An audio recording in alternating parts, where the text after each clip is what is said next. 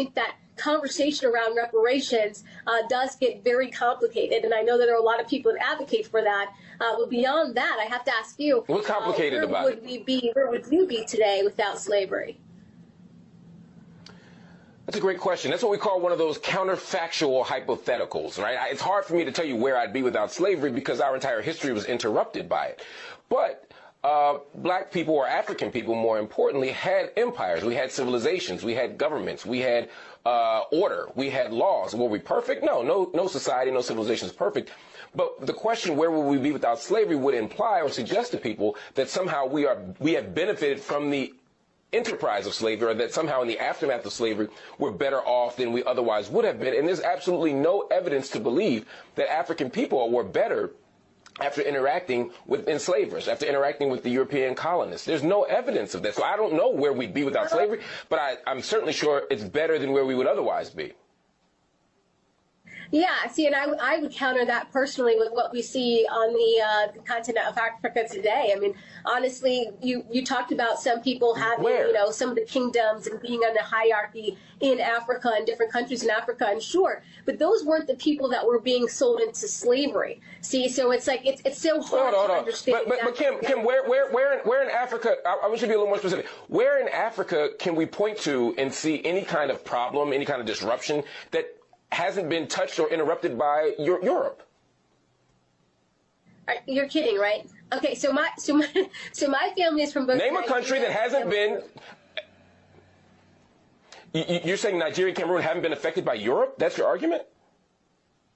There's many countries in Africa that did not have Europeans colonize it, and they're still down today. Look at the Congo, for one thing. We don't talk enough about the Congo and what they're dealing with, especially when it comes to China and everybody that is going into their country to extract cobalt and lithium and all these things that we want here in America to make us feel good with electric vehicles. So if we want to go down that road, we can go down that road, okay? But at the same time, not every country was invaded by Europeans that then put colonization on their culture and their people. That did not happen everywhere. But I can tell you right now in Cameroon, you have a situation where you have people running. Go ahead. Continue. Finish your thought. Right now.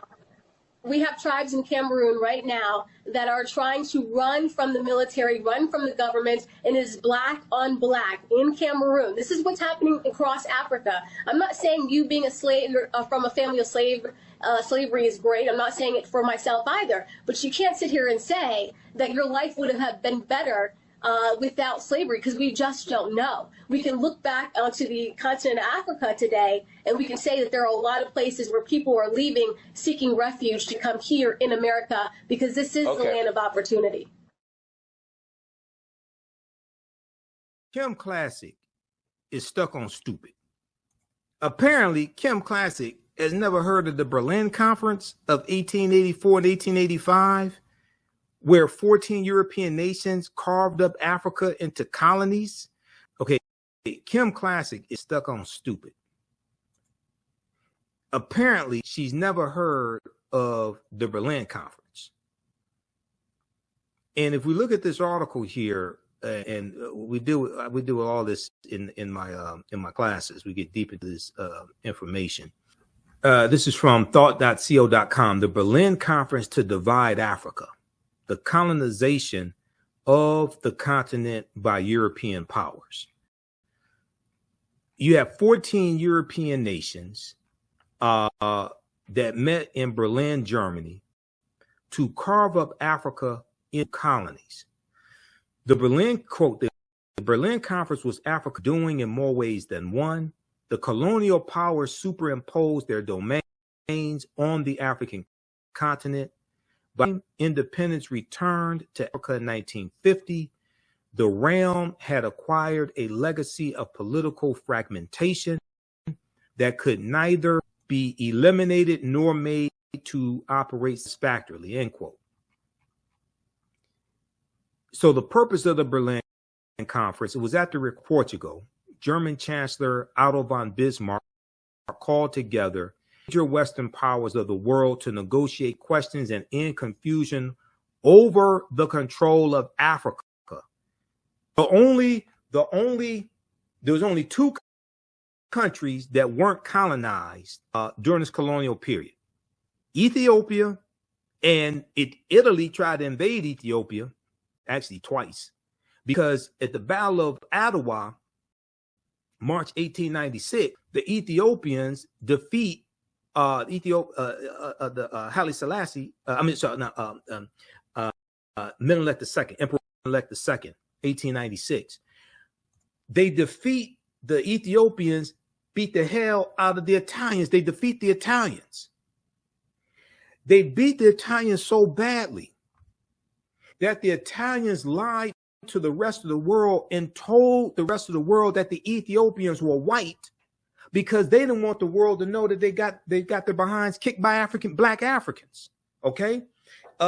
If you look at blackpast.org, Battle of Adwa, and I don't have time to make this a long history lesson.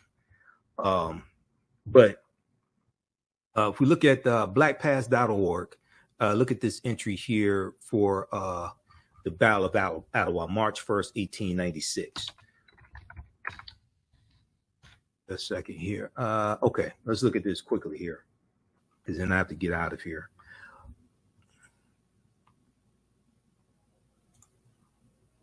Okay, let's flip over to this. Battle of Adwa. Now you see different spellings. It may be ADWA or ADOWA. Battle of Adwa, 1896. This is from blackpast.org.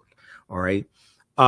In March 1896, Ethiopian forces under the leadership of Emperor Menelik II surprised the world by defeating an Italian army sent to Empire. Okay. Now, read all of this. Okay. But they kicked the Italians behinds. Now, at the end of the article, they talk about how, let's see,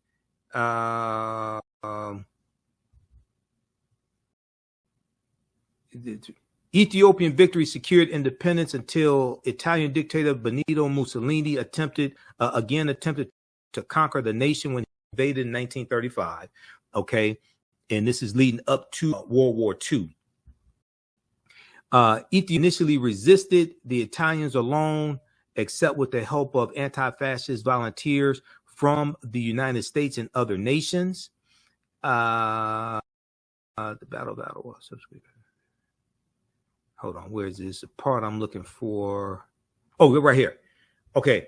Victory at Adwa sealed the unification of Ethiopia and solidified Emperor Menelik II's claim to the title of emperor.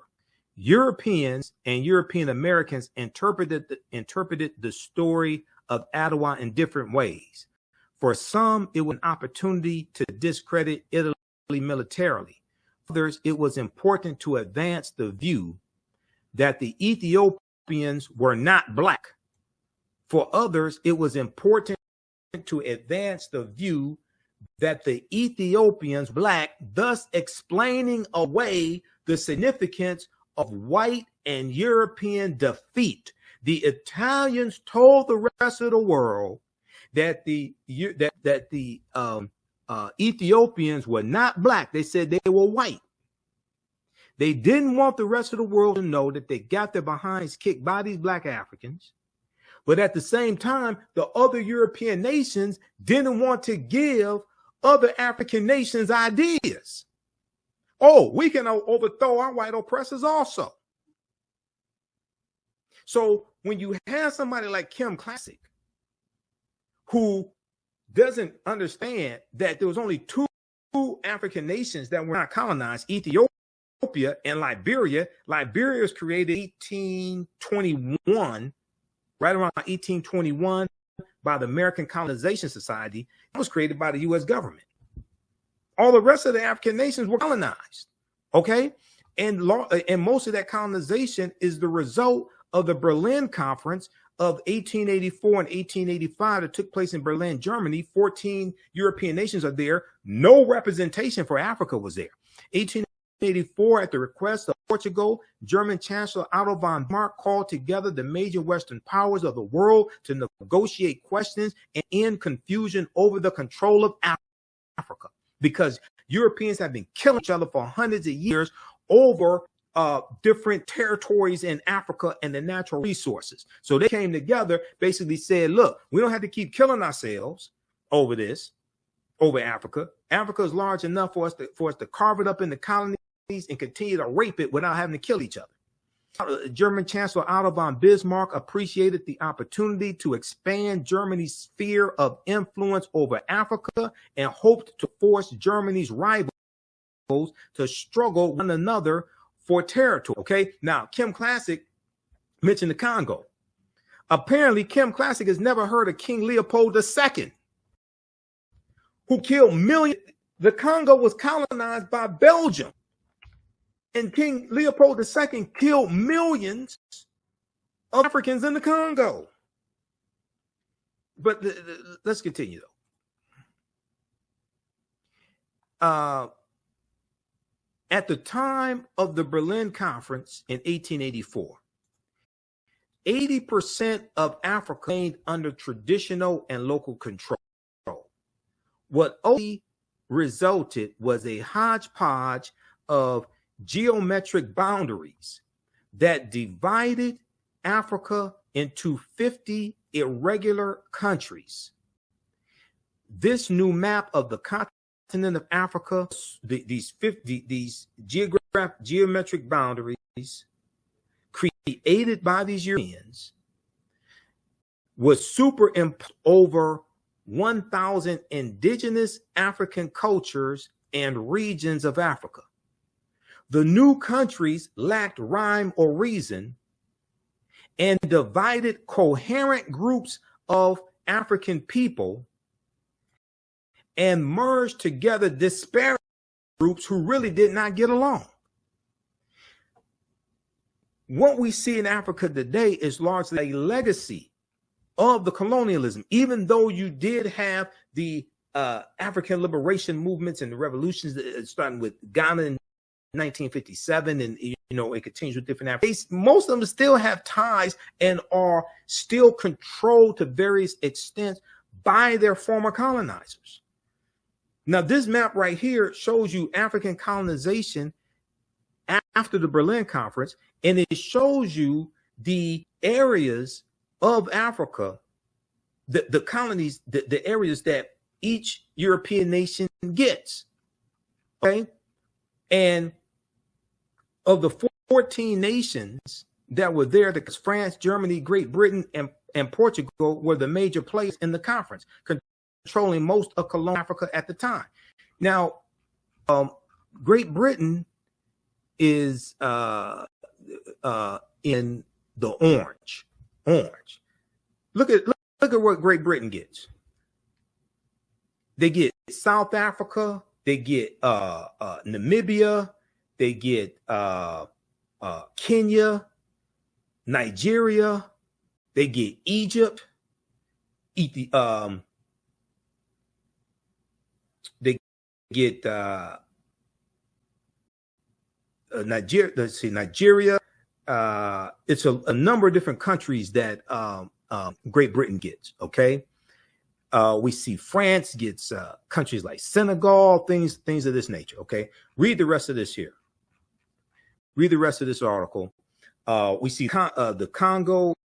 Congo goes to Belgium. Neutrality part of the Congo Basin became a personal kingdom of Belgian kings Leopold II. Under his rule, over half of the region's population died. Okay, Leopold II, who's a mass murderer. If we look at, let me see what I know. I have something on Leopold here. Just a second here. Black statue, black.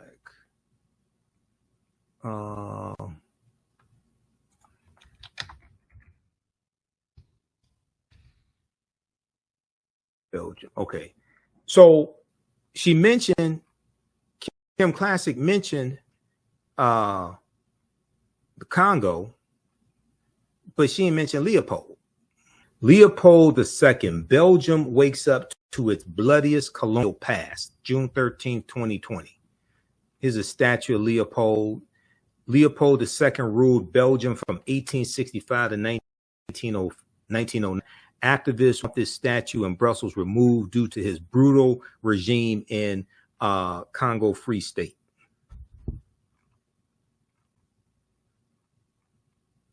Okay. All right. Read the. Let's see. Leopold II's rule in what is now Democratic Republic of Congo was so bloody it was eventually condemned by other European colonialists in 1908, but it has taken far longer to come under scrutiny at home in Belgium.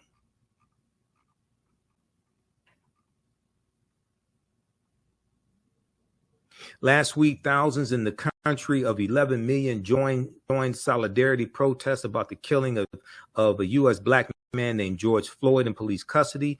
A renewed global focus on racism is highlighting a violent colonial history that generated riches for Belgians, but death for Congolese. Now, Deborah Kayembe is a Congolese human rights lawyer who has lived in Belgium. She said, everyone is waking up from a sleep. It's a reckoning with the past. Okay, read the rest of this here. This deals with King Leopold II. Colonized Congo. Killed millions of Congolese. Also, you can support the African History Network through PayPal and Cash App. We have the information right on the homepage of my website. If you scroll down, $ the AHN show through Cash App and through PayPal, paypal.me/the AHN show. This is our Cash App. Tag $ the AHN show, SHOW. When you go to it, it'll say Michael and show my picture there. Okay, these are some fake African History Network Cash App accounts that have been stealing money from us. And I put our tag right here. Here's our link to our Cash App, QR code. Okay, so you can support us there. If you want to donate support us $5, $10, $15, $25, $50, $100, whatever it is. It definitely helps us keep doing the research, stay on the air, pay some of the bills, and broadcast the Sunday night show also. And here's our link for PayPal, paypal.me/the AHN show. Okay. Lastly, this article that I forgot to show you. I pulled it up here. This is from the Washington Post. This deals with how skills that African people had before we even came to America or before we were put into slavery. This is by Jillian Brockel, staff writer at the Washington Post. Note to Florida and DeSantis, enslaved Africans were already skilled. This is what I've been saying. Now, this is a picture of Benin bronze statues, African masterpieces. Benin bronze statues were stolen and ended up in British and American museums. Okay. And we just look here at a section here of the article. Here are simple historical facts. Africans already were skilled before they were, and in many cases, enslavers sought and purchased people coming from specific African societies based on skills common in those societies, this is absolutely true as well. Decades of research, slave ship manifests, plantation ledgers, newspapers, letters, journals, and archaeological digs, dozens of scholars support this. Much of it is compiled in the 2022 book, African Founders, How Enslaved People Expanded American Freedom, by Pulitzer Prize-winning historian David Hackett Fisher. Transatlantic slavery was an economic model proposing that skilled laborers who were benefiting themselves and their communities be abducted, transported, and forced those skills to benefit others. Other skills such as literacy, ministry, and music making were often banned because they did not benefit and even threatened the enslaver. Hackett Fisher explains, historian Hackett Fisher in his book explains how in the mid-1700s, enslaving colonists in the low country of the Carolinas, Georgia, and Florida targeted people from the windward coast of West Africa, where rice had been cultivated for thousands of years. In the low country, enslaved people then complex systems of canals, levees, floodgates, and fields, just as they had in West Africa, providing the region with its first massive cash crop. In New England, the Puritans targeted Akan-speaking people from the Gold Coast of West Africa, who had a long military tradition emphasizing and quick thinking.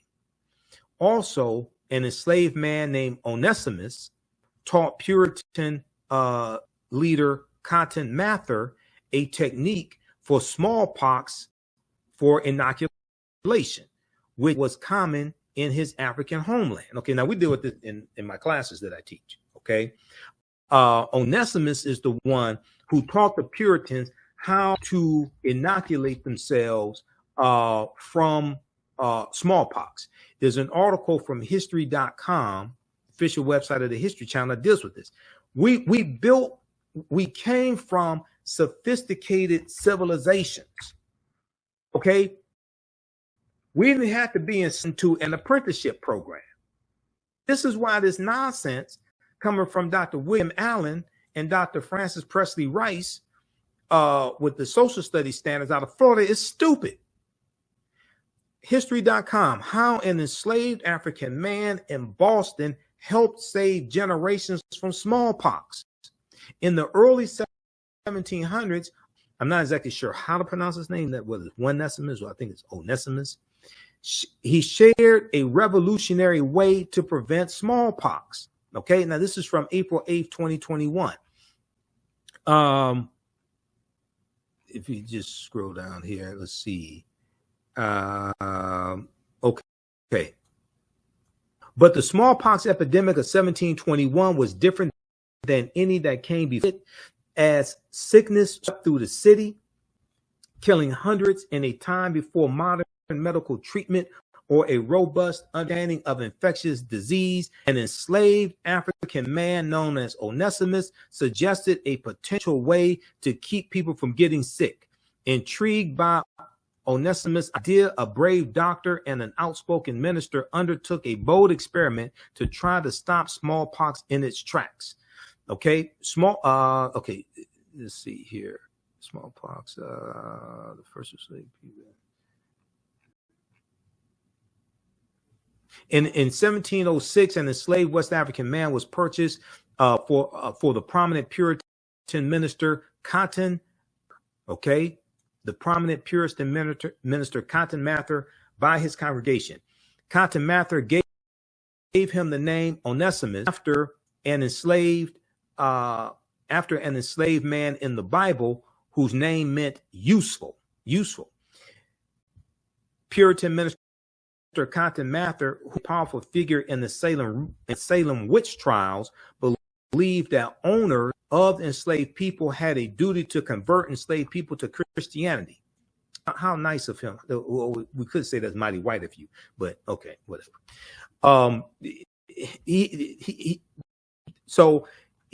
That owners of enslaved people had a duty to convert enslaved people to Christianity and educate them.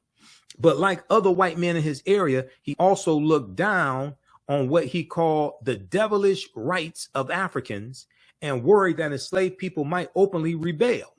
He was right to worry that we may take up arms against our oppressors. He was right to be a little worried that we were kidnapped and enslaved and may not like it. Okay, read the rest of this article here. But this deals with Onesimus and how this African man saved all these white people. How an enslaved African man in Boston helped save generations from smallpox.com, official website of the History Channel. Okay, now let's go back to this from Jillian Brockel very quickly, then I have to get out of here. All right. Chesapeake enslavers wanted people like the Crew people, KRU, specifically for their skill for boat building. Though Europeans were seditionists, slave traders marveled at the superiority slave traders marveled at the superior stability and speed of West African canoes, some of which they said could hold 100. These boat designs were ideal for fishing, freight, and ferrying up and down the Chesapeake Bay. And later in Texas, enslavers wanted a subset of enslaved people in South Carolina descended from the Fulani, because they were already skilled herders, okay, the cattle, okay, herding cattle. The term boy likely originates from this South Carolina group. There's evidence the African tradition of singing herd at night influenced what became cowboy songs, according to Hackett Fisher. Now, the term cowboy, originally the term cowboy was a derogatory term that white men used for African-American cattlemen, cowhands, because white men were called cowhands or cattlemen. African-American men were called cowboys as a derogatory term for them, okay? As you have the westward migration in this country, especially after slavery ends, westward migration going to the 1870s, things like this, 1870s, 1880s, you have the westward expansion. You have you go to 1849, the gold rush in California, 1849. California becomes a state in the Union in 1850. Okay, so all that period of time. And you have, just like 1879, the Black Exodus of 1879, we have 6,000 African Americans migrating from Louisiana out west to Kansas. This is an example of this. So cowboy was a derogatory term originally used against African Americans, but over time it became a general term. And in a lot of these cowboy movies, historic African American cowboys got depicted as white people. Who would have saw that coming? The term cowboy, back to this article, the term cowboy likely originates from this South Carolina group. Okay. There's evidence the African tradition of singing to a herd at night influenced what became known as cowboy songs.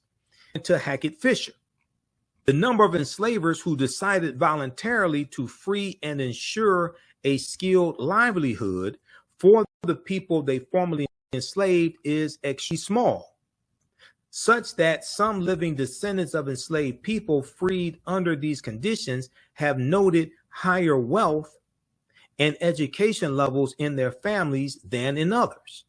Okay.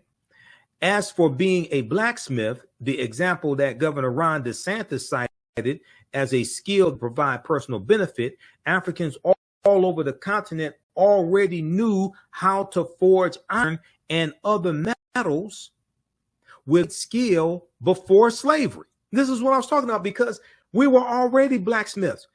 We mastered metallurgy. We took those skills into Europe. These are the skills the African Moors are taking into Europe in 711 and subsequent years. We ain't have to be kidnapped to be put into an apprenticeship program. Quote, that's why masterpieces like the Benin bronzes were later stolen and ended up in British and American museums. Governor Ron DeSantis, who has a history degree from Yale University, who knows better than this BS that he's out here trying to substantiate and defend.